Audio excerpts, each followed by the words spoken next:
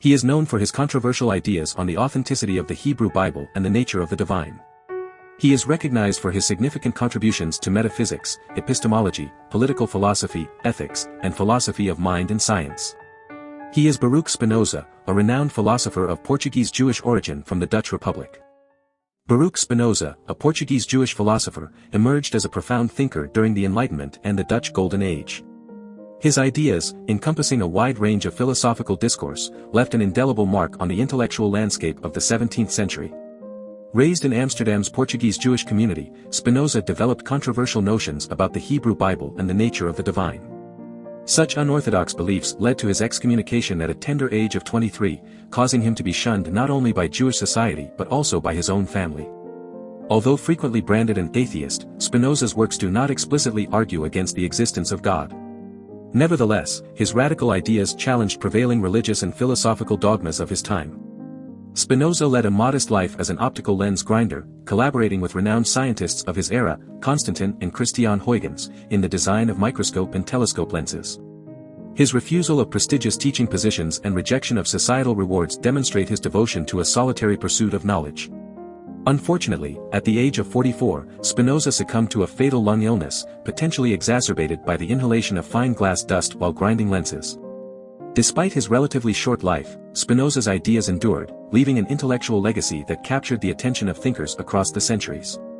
Notably, the States of Holland, a year after his death, banned Spinoza's works, labeling them as profane, blasphemous, and atheistic. This prohibition included the ownership, distribution, and even restating of his ideas. Nevertheless, Spinoza's philosophical system, primarily expressed in two books, the Theological Political Treatise and the Ethics, solidified his reputation as one of the most important and original thinkers of his time. Baruch, immersed in deep contemplation, sought to unravel the complexities of existence and find a sense of purpose in an ever-changing world. His philosophy, grounded in metaphysics, offered a profound understanding of the nature of reality and our place within it. As he delved into the depths of his thoughts, he arrived at a startling revelation: there is only one substance that gives rise to all things, God, or what he referred to as nature. Spinoza understood substance as that which exists independently, requiring no external reference for its understanding. It is the cause of itself, self-caused and eternal. Within substance, Spinoza recognized modes, the different manifestations or modifications of substance. Modes can be finite or infinite, with the latter present in every finite mode. Just as a thought or extension attributes to reality, an attribute represents the essence and nature of substance, and Spinoza believed that there are possibly infinite attributes. For Spinoza, God is not a separate entity or creator but rather the sum of the natural and physical laws that govern the universe. God is the substance of the universe itself.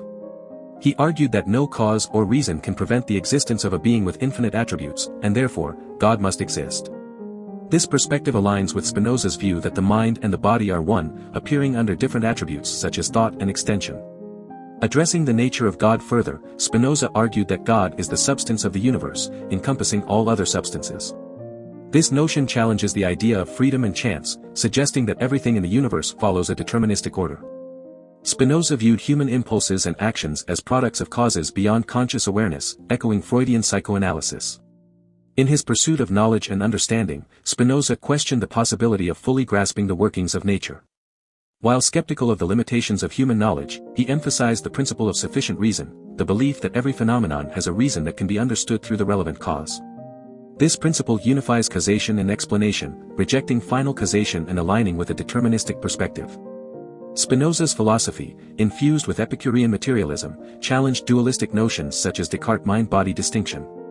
He stood firm in his adherence to determinism, aligning himself more with Stoic philosophy and its belief in a probabilistic path of atoms.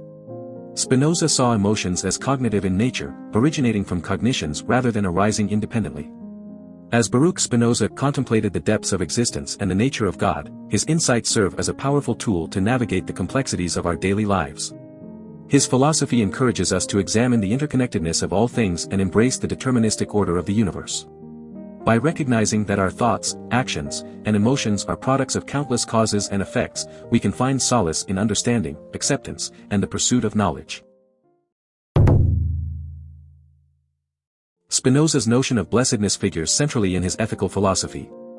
He wants blessedness to represent the most elevated and desirable state one could possibly be in.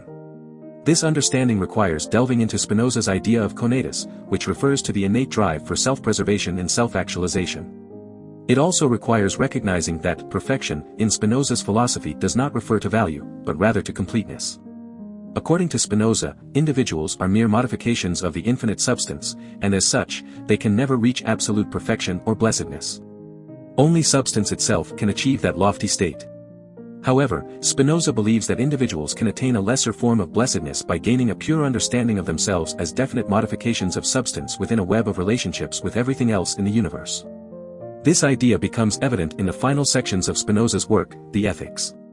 In E5p24, he establishes a connection between understanding particular things and understanding God or substance.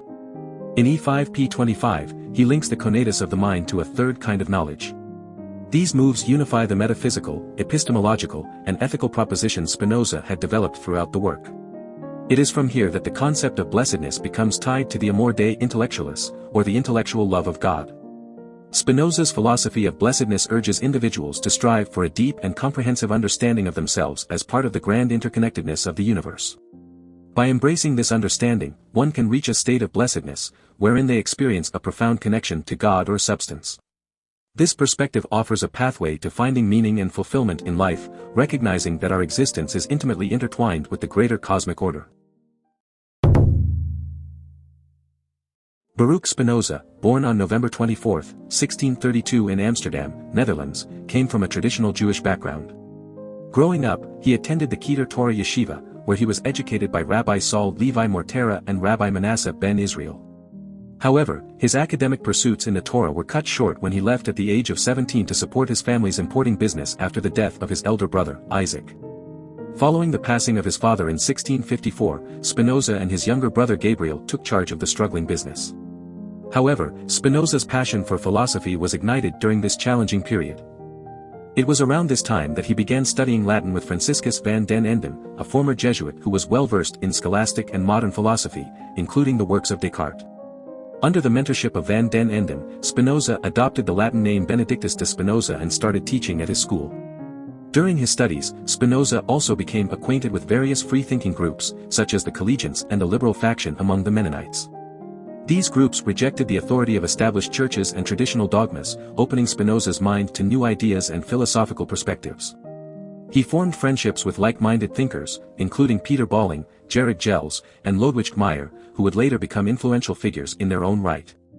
As Spinoza embraced unorthodox thoughts and questioned the dogmas of Judaism, he faced severe criticism and persecution. Some members of his synagogue confronted him on his controversial beliefs, to which he responded with the notion that God has a physical form, contrary to the prevailing teachings.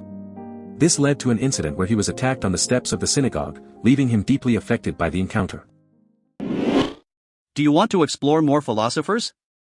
Who do you want to see featured next? Subscribe and leave a comment below to let me know. I'll see you in the next video.